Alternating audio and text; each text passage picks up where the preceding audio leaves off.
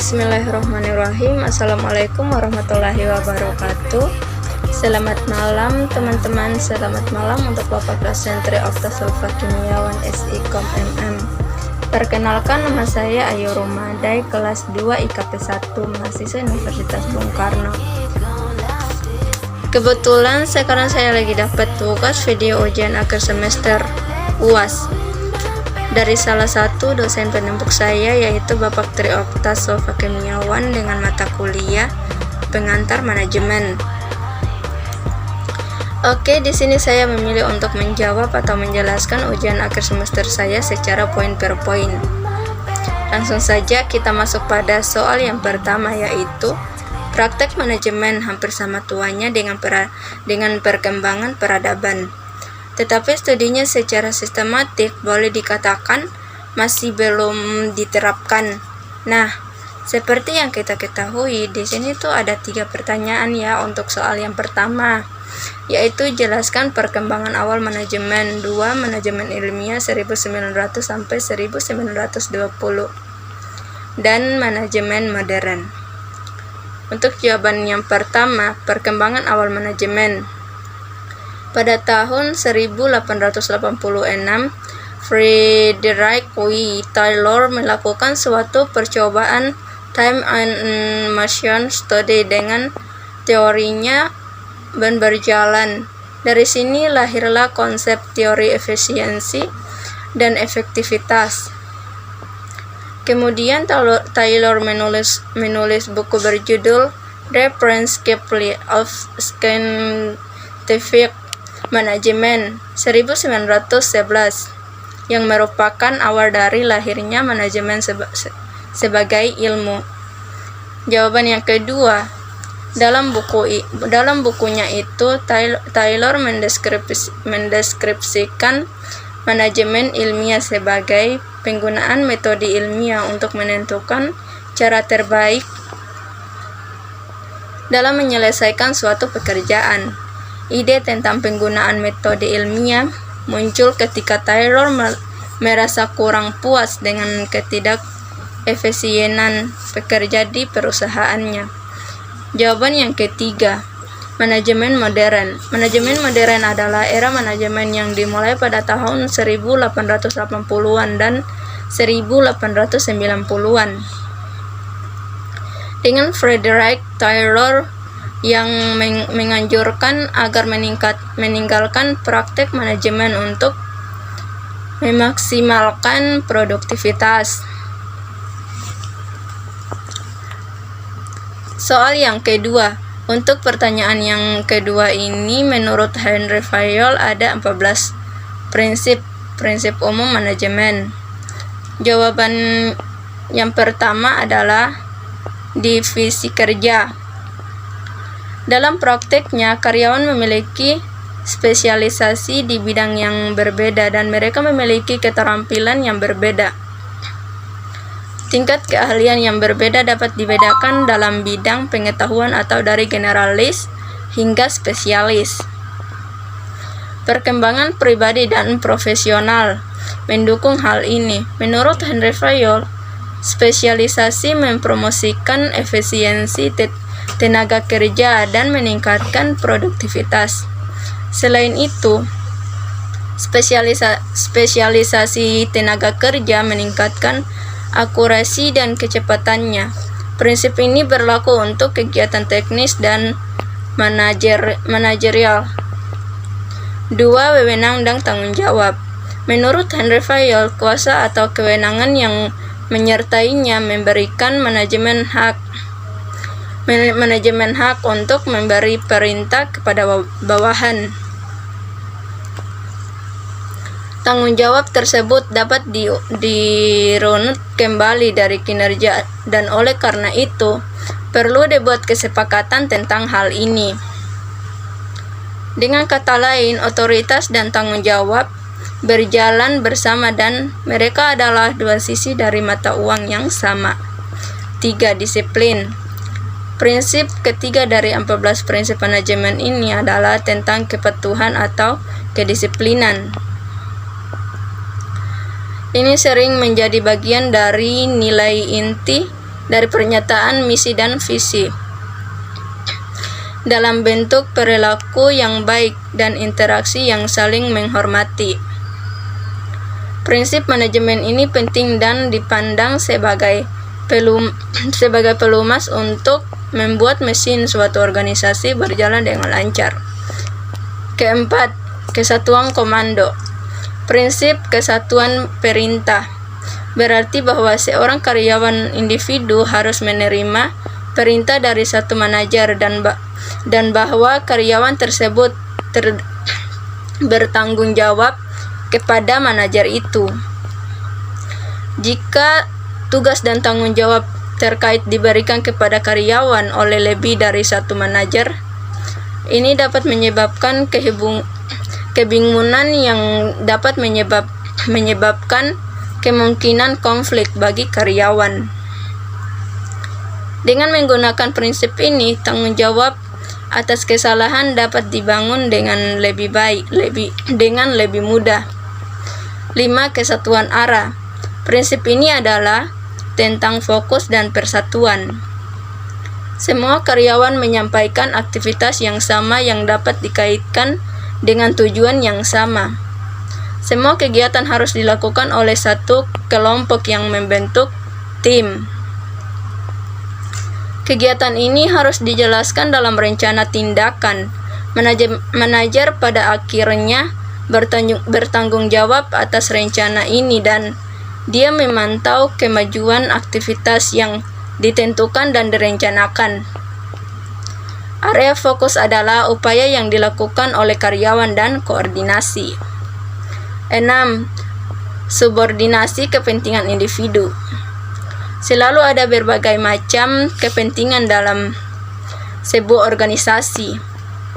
Agar organisasi berfungsi dengan baik, Henry Fayol menunjukkan bahwa kepentingan pribadi berada di bawah kepentingan organisasi atau etika.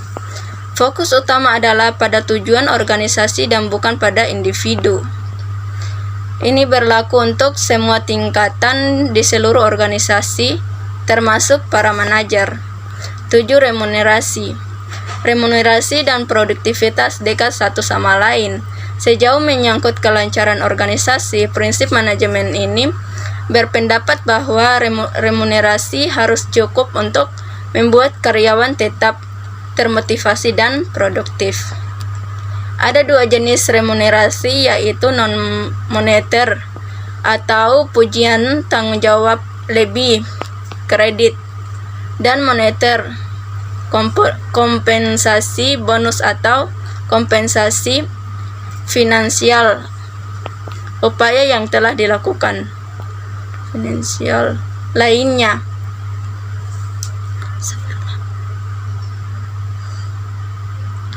Pada akhirnya ini tentang menghargai upaya yang telah dilakukan. 8. Derajat sentralisasi. Sentralisasi menyiratkan konsentrasi otoritas pengambilan keputusan di manajemen puncak atau dewan eksekutif. Berbagai kewenangan untuk proses pengambilan keputusan dengan tingkat bawah atau manajemen menengah dan bawah disebut sebagai desentralisasi oleh Henry Fayol. Henry Fayol mengindikasikan bahwa sebuah organisasi harus berjuang untuk keseimbangan yang baik dalam hal ini. 9. Hierarki. Hierarki muncul dengan sendirinya dalam organisasi tertentu. Ini bervariasi dari manajemen senior atau dewan eksekutif hingga level terendah dalam organisasi. Prinsip hierarki Henry Fayol menyatakan bahwa harus ada garis yang jelas di wilayah kewenangan atau dari atas ke bawah dan semua manajer di semua tingkatan. Ini dapat dilihat sebagai jenis struktur manajemen. Setiap karyawan dapat menghubungi manajer atau atasan dalam situasi darurat tanpa menantang hierarki. Apalagi jika menyangkut laporan tentang musibah kepada manajer atau atasan langsungnya. 10. Pesan. Menurut prinsip ini, karyawan dalam suatu organisasi harus memiliki sumber daya yang tepat yang mereka miliki sehingga mereka dapat berfungsi dengan baik dalam suatu organisasi. Selain tatanan sosial, tanggung jawab pengelola lingkungan kerja harus aman, bersih, dan rapi. 11. Ekuitas. Prinsip manajemen ekuitas seringkali terjadi pada nilai-nilai inti suatu organisasi. Menurut Henry Fayol, karyawan harus diperlakukan dengan baik dan setara. Karyawan harus berada di tempat yang tepat dalam organisasi untuk melakukan hal yang benar. Manajer harus mengawasi dan memantau proses ini, dan mereka harus memperlakukan karyawan dengan adil dan tidak memihak. 12. Stabilitas masa jabatan personil. Prinsip manajemen ini mewakili penyebaran dan pengelolaan personal, dan ini harus seimbang dengan layanan yang disediakan dari organisasi.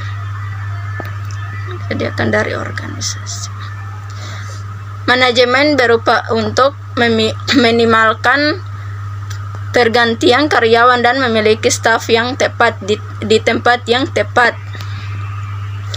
Area fokus seperti perubahan posisi yang sering dan pembangunan yang memadai harus dikelola dengan baik. 3. Inisiatif. Henry Fayol berpendapat bahwa dengan prinsip manajemen ini, karyawan harus diperbolehkan untuk mengekspresikan ide-ide baru. Hal ini mendorong minat dan keterlibatan serta menciptakan nilai tambah bagi perusahaan. Inisiatif. Karyawan adalah sumber kekuatan bagi organisasi menurut Henry Fayol. Ini mendorong karyawan untuk terlibat dan tertarik. 14. Esprit de corps. Prinsip manajemen Esprit de corps dari 14 prinsip manajemen terakhir yang berarti berjuang untuk keterlibatan dan kesatuan karyawan. Manajemen bertanggung jawab atas pengembangan moral di tempat kerja secara individu dan di bidang komunikasi. Esprit de corps berkontribusi pada pengembangan budaya dan menciptakan suasana saling percaya dan pengertian. Soal yang ketiga. Nah, untuk soal yang ketiga yaitu secara umum pengambilan keputusan berada antara satu dengan yang lain. Brent Crow 1997 menyebutkan 6 aliran dalam pengambilan keputusan. Sebutkan dan jelaskan. Untuk jawaban yang ketiga adalah 1. Tetapkan sasaranmu atau tetapkan tujuanmu. Langkah pertama, tentu saja kamu harus mengetahui dengan jelas masalah apa yang sedang kamu hadapi. Kamu juga harus memiliki tujuan dan hasil yang ingin dicapai setelah kamu mengambil keputusan. Secara umum ada 2 jenis keputusan. Keputusan ya atau tidak. Contohnya, haruskah kamu memberi mobil atau haruskah kamu berganti pekerjaan? Memilih dari pilihan yang ada. Contohnya, mobil jenis apa yang akan kamu beli atau pekerjaan apa yang terbaik buat kamu. Ini awal yang penting karena tujuan akhir akan mempengaruhi caramu dalam bertindak dan berpikir. Berikan tenggat waktu atau deadline kapan kamu harus mengambil keputusan untuk memastikan kamu tidak terlalu lama fokus pada satu masalah tanpa memperdulikan masalah lain. 2. Cari informasi yang tepat. Informasi adalah kunci untuk mengambil keputusan yang benar. Fakta dan opini yang mendukung keputusanmu. Lakukan observasi, wawancara, survei, membaca literatur, atau meminta pendapat orang lain untuk mendapatkan informasi baik yang subjektif maupun objektif. Tapi ingat, jangan sampai mencari suatu informasi pada orang yang salah atau meminta syarat dari orang yang tidak berpengalaman. Misalnya, meminta pendapat tentang cara mengatur keuangan dari orang yang memiliki utang yang banyak, atau cara menurunkan berat badan yang tepat dari orang yang kelebihan berat badan. Hal-hal semacam itu kadang tidak diperhatikan, yang membuat informasi atau saran yang kamu dapat tidak benar. 3. Mencari opsi dan kemungkinan yang ada dari berbagai sudut pandang.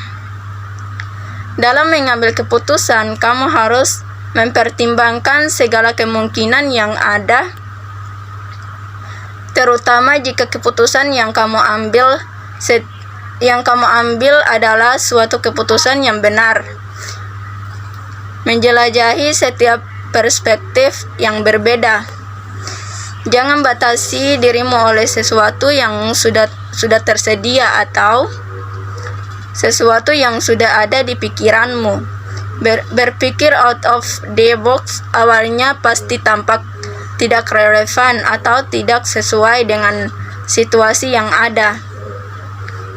Namun justru solusi sering muncul dari ide-ide semacam itu.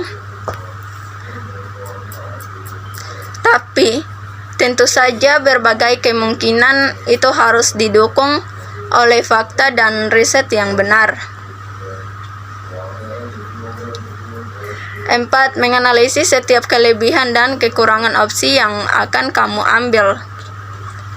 Gunakan logika dan akal sehatmu untuk menganalisis kelebihan dan kekurangan atau keuntungan dan kelemahan dari setiap opsi yang ada. Apa keputusan ini masuk akal? Jika iya, mengapa? Jika tidak, mengapa tidak? Apa risiko dari keputusan ini? Apa yang bisa dilakukan untuk meminimalisir risiko yang ada? Tanyalah pertanyaan-pertanyaan itu pada dirimu sendiri. 5. Jangan mencoba untuk sempurna. Banyak orang menunda-nunda keputusan karena takut salah. Pertama-tama kamu harus tahu bahwa manusia tidak ada yang sempurna. Bahkan seorang pemimpin yang berpengalaman terkadang membuat kesalahan.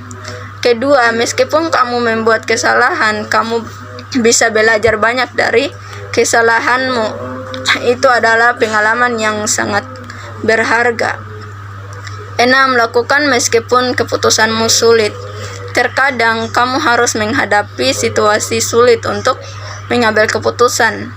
Jika kamu menghadapi situasi semacam itu, jangan terus menghindar karena kamu hanya menambah masalah.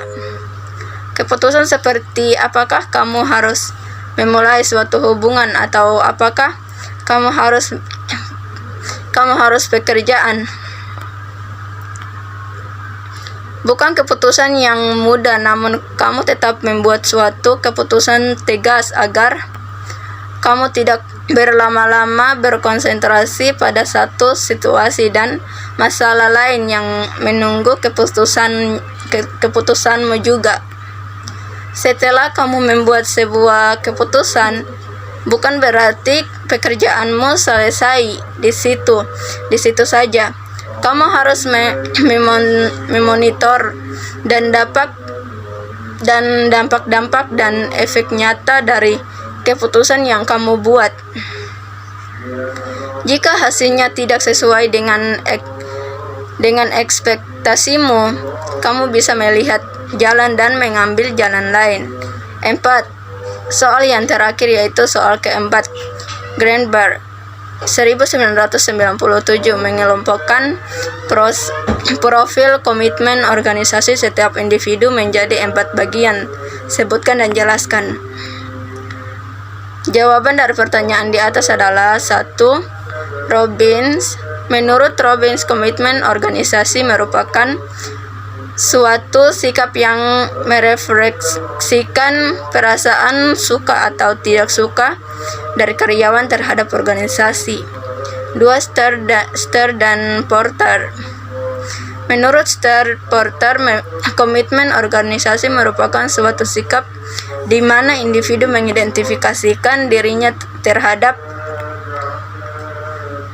tujuan-tujuan dan harapan-harapan organisasi, tempat ia bekerja, serta berusaha menjaga keanggotaan dalam organisasi untuk mewujudkan tujuan organisasi tersebut. 3. Greenberg dan Baron. Menurut Greenberg, komitmen organisasi merupakan sebuah derajat di mana karyawan terlibat dalam organisasinya dan berkeinginan untuk tetap menjadi anggotanya, di mana di dalamnya mengandung sikap kesetiaan dan kesediaan karyawan untuk bekerja secara maksimal bagi organisasi tempat karyawan tersebut bekerja. 4. Spector. Menurut Spector, komitmen organisasi merupakan sebuah komitmen yang melibatkan keterikatan individu terhadap pekerjaannya. Oke, sekian ujian akhir semester saya. Apabila ada kekurangan dalam penyampaian kata dan lainnya, mohon maaf. Dan jangan lupa like, comment, and subscribe. Terima kasih. Assalamualaikum warahmatullahi wabarakatuh.